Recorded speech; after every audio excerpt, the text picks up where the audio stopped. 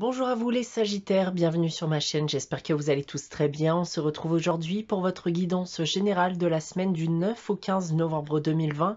Je le rappelle, il s'agit d'une guidance générale qui ne pourra pas parler à tout le monde, donc prenez uniquement les informations qui résonnent en vous. Rattachez ces informations au domaine qui vous parle le plus. Si au contraire rien ne vous parle, je vous invite à consulter la vidéo de votre ascendant ou de votre signe lunaire.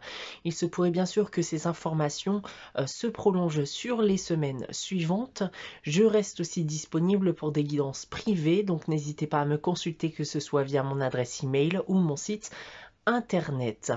Donc pour cela, j'ai tiré pour vous les Sagittaires, 5 cartes ici de l'oracle des miroirs. On a 5 cartes de la triade qui sont juste en dessous, 2 cartes du tarot de Marseille, une carte de l'oracle de Gaïa, une carte de la sagesse de l'oracle, et comme d'habitude on terminera avec un message tiré du petit oracle des anges. Débutons cette guidance les Sagittaires pour cette semaine du 9 au 15 novembre avec le tarot de Marseille, et j'ai tiré pour vous cette semaine la carte du mât et la carte de la roue de fortune. Alors le message premier qu'on peut vous donner ici avec ces deux cartes, c'est qu'il va s'agir pour certains bien d'une période de doute, d'incertitude. Donc attendez-vous notamment aussi à des changements soudains dans votre vie qui risquent de potentiellement vous perturber.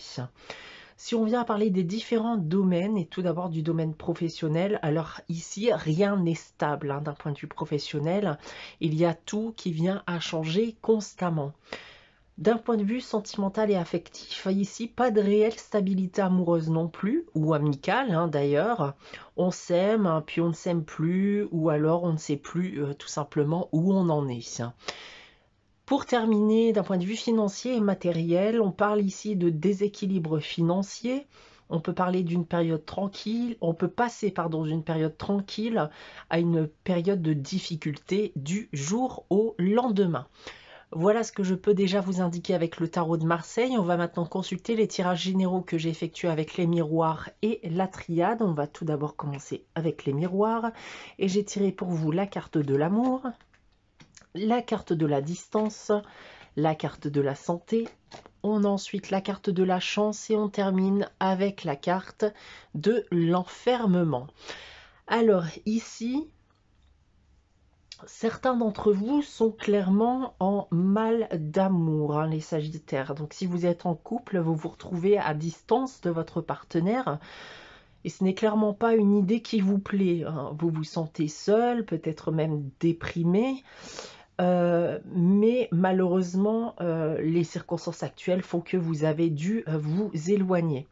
Alors, malgré ce que vous pouvez ressentir, il semblerait que ça soit un mal pour un bien, ici, avec la carte de la chance. Puisque j'ai vraiment le sentiment que cette distance doit être un moyen pour vous de parvenir à vous détacher de cette personne. Avec cette carte de la chance ici, on peut me dire que c'est une bonne chose, que ça arrive. C'est qu'il y a peut-être quelque chose à comprendre, et cette chose à comprendre selon moi, c'est que vous n'êtes pas forcément fait pour être tous les deux.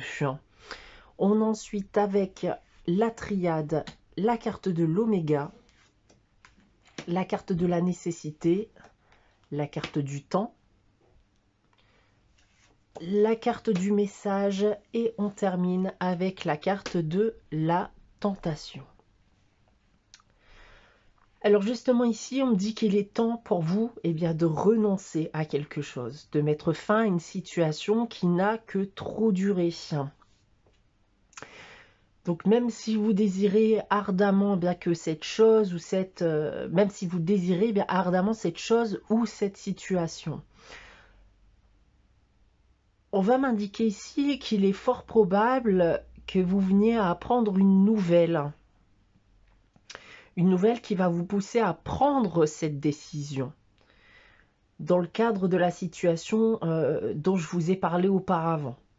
On peut notamment me parler ici d'un rival amoureux, d'un amant, peu importe le domaine et peu importe la situation. Il y a une nouvelle, un message, quelque chose qui vous sera transmis, qui vous fera complètement changer d'avis et vous permettra de mettre fin à quelque chose qui nécessitait d'être stoppé pour votre bien-être personnel.